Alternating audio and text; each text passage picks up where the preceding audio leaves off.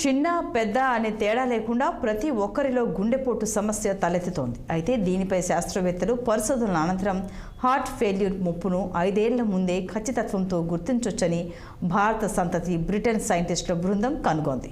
రక్తంలో ఓ ప్రోటీన్ లెవెల్స్ను బట్టి heart failure ముప్పు ఎంత ఉందన్నది తెలుసుకోవచ్చని తెలిపింది.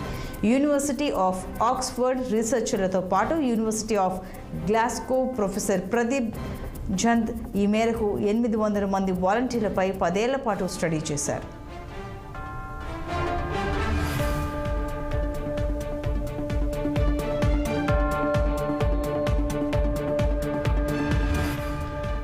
రక్తంలో న్యూరోపెప్టైడ్ బీటైడ్ నాట్రియూరేటిక్ పెప్టైడ్ అనే 2 ప్రోటీన్ల స్థాయిలను తెలుసుకుంటే హార్ట్ ఫెయిల్యూర్తో చనిపోయే ప్రమాదం ఉన్న వ్యక్తులను ముందే గుర్తించవచ్చని కనుగొన్నారు. ప్రస్తుతం హార్ట్ ఫెయిల్యూర్ను గుర్తించేందుకు రక్తంలో B type natriuretic peptide BNP protein స్థాయిలను లెక్కిస్తున్నారు. అయితే ఎన్పివై ప్రోటీన్ స్థాయిలను బట్టి హార్ట్ ఫెయిల్యూర్ ముప్పును 5 ఏళ్ల ముందే ఖచ్చితత్వంతో గుర్తించవచ్చని తమ స్టడీలో తేలిందని ప్రొఫెసర్ ప్రదీప్ పేర్కొన్నారు.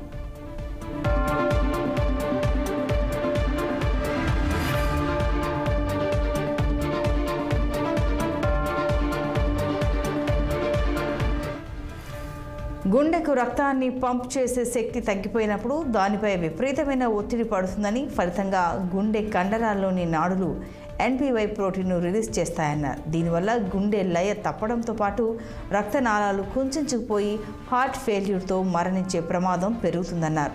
రక్తంలో ఎన్పివై ప్రోటీన్ స్థాయిలు ఎంత ఎక్కువగా ఉంటే ముప్పు అంత ఎక్కువగా ఉన్నట్టు గుర్తించవచ్చన్నారు. భవిష్యత్తులో రక్త పరీక్షతో ఎన్పివై ప్రోటీన్ లెవెల్స్ను గుర్తిస్తే హార్ట్ ఫెయిల్యూర్ ముప్పును నివారించే అవకాశం ఉందన్నారు. ఈ స్టడీ వివరాలు ఇటీవల యూరోపియన్ జర్నల్ ఆఫ్ హార్ట్ ఫెయిల్యూర్లో పబ్లిష్ అయ్యాయి.